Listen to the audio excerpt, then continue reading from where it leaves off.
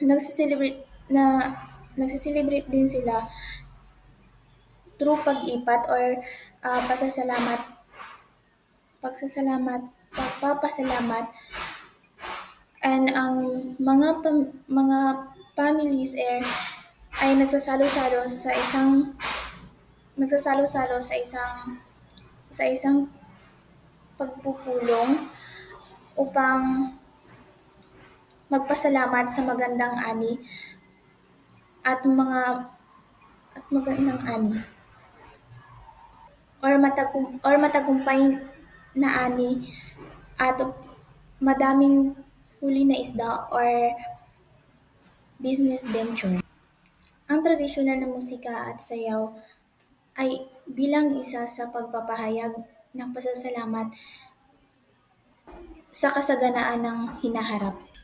Wearing protective charms, anting-anting, some will wear or keep these items, sample stones, amulets, or special beads, believe good fortune in a ward of bad luck. Ilan sa mga mulbog ay nagsusuot or nag-iingat ng mga bagay na katulad ng stone amulets or special beads ay naniniwala sila or pinaniniwalaan nilang nagdudulot ito ng magandang kapalaran or nagtataboy ng malas. Karamihan sa mga ito ay pinapasa ng kanilang mga ninuno or dato. So, sa language and oral traditions po yung Mulbog po is an Austronesian language na related po sa mga Tausog, Sama Bajau at Palawan language. So, sila rin po ay multilingualism, which is hindi lang po iisang lingwahe ang kanilang ginagamit. So, hanggang three language po, bilingual or trilingual speaking. So, yun po ay Mulbog. So, yung Mulbog po is yung native language po nila. And then, Filipino po. So, dahil sa na-impluensya na rin po sila ng makabagong ano ngayon, is nakakapagtagalog na rin po yung iba sa kanila. So, Filipino national language of the Philippines and Tausog or Malay due to historical trade and migration. So, dahil po sa mga historical trade, sa mga barter trading or sa mga dayuhan, yun po, na impluensya na rin po yung language nila ng Tausog or Malay. And some also understand Arabic, especially those practicing Islam. So yung iba po is nakakaintindi na rin po ng Arabic dahil po sa pagpapractice po nila ng Islam. And folk stories and legends. So the Mulbog have rich oral narratives about their origins, heroes, and spirits. So, yung mga mulbog po ay meron din daw po mga oral narratives about their origins, heroes, and spirits. So, kung ano nga ba yung pinagmula nila and yung mga pinaniniwalaan nilang mga hero at mga espiritu. So, isa po dito is yung myths about nature spirits or anito na kung saan ay kinikilala nila na nagpoprotekta raw po sa kanila or nagpapanish ng mga people, ng mga tao na may kasalanan or may ginawang masama. And then po, tales of brave warriors and ancestors who defend their land. And yung mga matatapang daw po na mga soldier or mga warriors or mga ninuno na um, nagde-defend po ng kanilang lupa or nagtatanggol po sa kanila. And then legends about Balabak's landscapes and how they were formed. So, kung ano nga ba yung pinagmulan ng Balabak, kung paano na raw po nabuo yung Balabak, and yun nga po yung mga influence kung paano ito nabuo yung mga lupain dito. Proverbs Paneltihon. Ang mga mulbog ay naglalaman ng karunungan tungkol sa mga bahay, kalikasan at moralidad. Example, sila ay naniniwala sa kasabihang ang taong nirerespeto ang kalikasan ay hindi magugutom. Traditional song and chant. Sila ay nagdiriwang ng kanilang ritual araw-araw. And then, ang kanilang awit ay bahili habang ikinikwento nila ang kahirapan sa kanilang pamumuhay. And And then sa social organization and customs naman po, sa family and kinship system, yung mga mulbog po kasi is mayroong mga patriarchal structure. So, yung ama raw po or father is typically the head of the household, responsible for decision making and providing for the family. So, kagaya po ng sa atin, yung mga ama po talaga natin or yung mga tatay natin is sila po talaga yung responsable or lalo na po sa pagdidesisyon and sila rin po yung responsible sa pagpo-provide ng mga kailangan para sa pamilya. So, ganun din daw po sa mga mulbog. And respectful elders is highly valued and younger generations are expected to obey and honor their elders. So, yung respeto raw po sa nakakatanda ay pinapahalagahan nila and ini-expect po na yung mga nakababata po ay susunod po at igagalang yung mga nakatatanda sa kanila.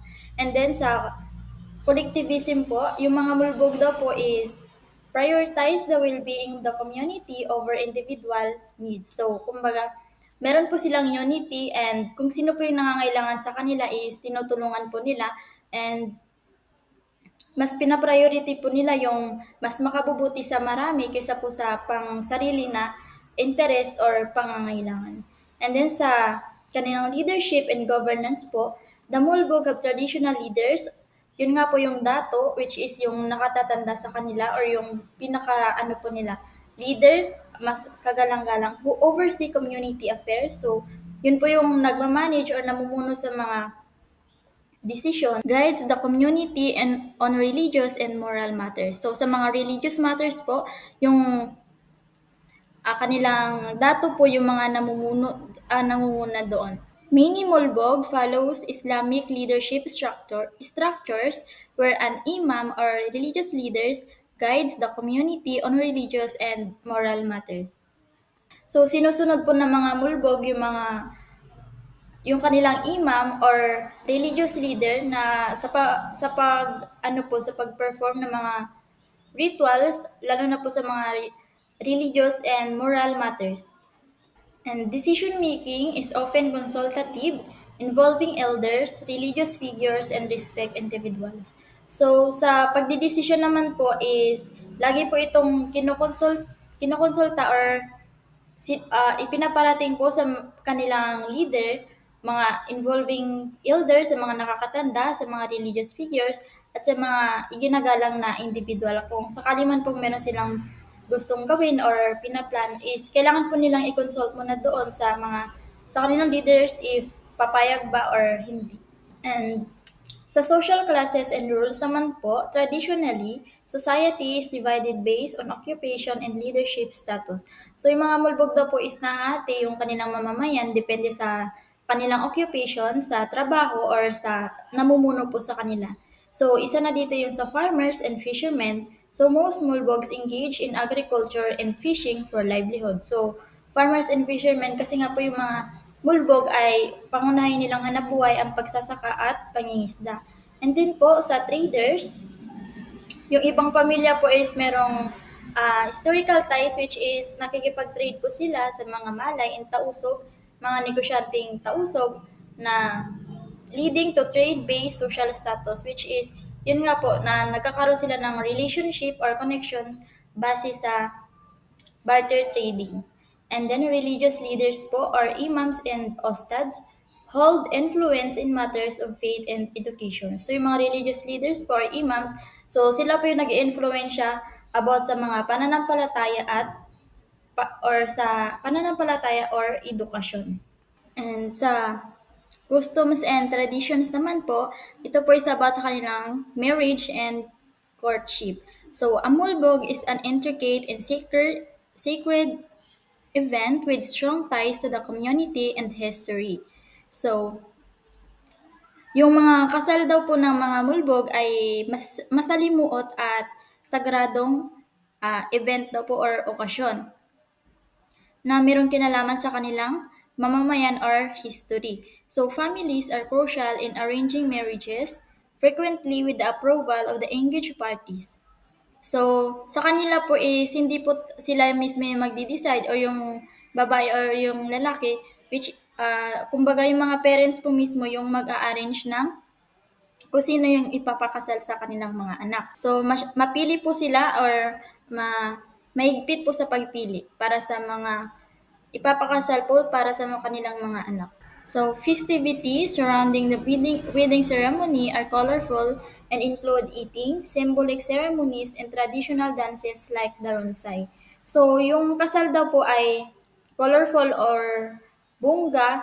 So, dahil meron pong eating, kainan, mga paghahanda, meron din po mga symbolic ceremonies, mga seremonya, and traditional dances po na piniperform, so gaya po ng ronsay. So gift-giving customs, including the sharing of gold, jewelry, clothing, livestock, and cash contributions, termed as dowry represent the family's shared devotion and regard for one another.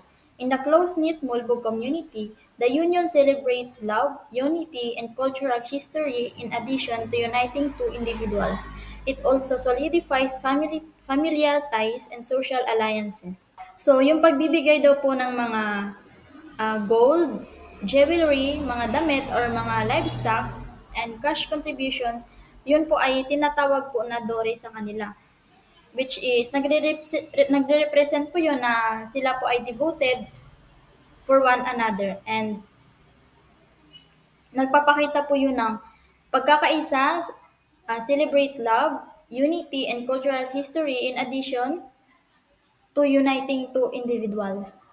Nagpapakita po yun na yung bagong kasal or yung ikakasal ay nagkakaisa po. So, yun din po, kumbaga parang commitment po yun sa dalawang pamilya na ipinagsama po dahil sa pagpapakasal. And sa maligay po, so these are items that parents or family of the bride might request before the wedding ceremony. A notable feature of this request is the maligay, a miniature house displayed during the ceremony. This unique feature holds symbolic significance as it is adorned with food and money. Yung maligay daw po, ito po yung mga bagay na pwedeng hingin po ng pamilya po ng babae doon sa lalaki bago ang kasal.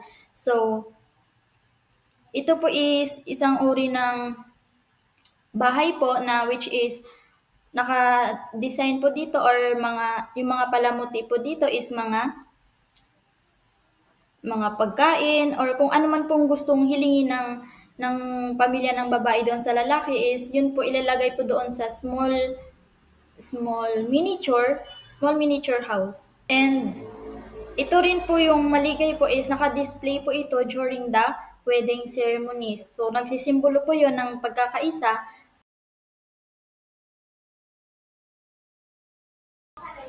Birth and naming rituals. In tradition beliefs, babies are protected from spirits through blessings and charm or anting-anting. Ayon sa ano po, may paniniwala po yung mulbog na yung anak po nila ay protektado po ng anting-anting laban po sa mga spirito po.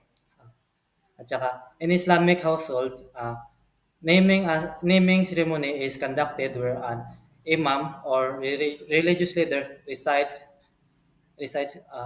Quranic verse and gives the baby's name.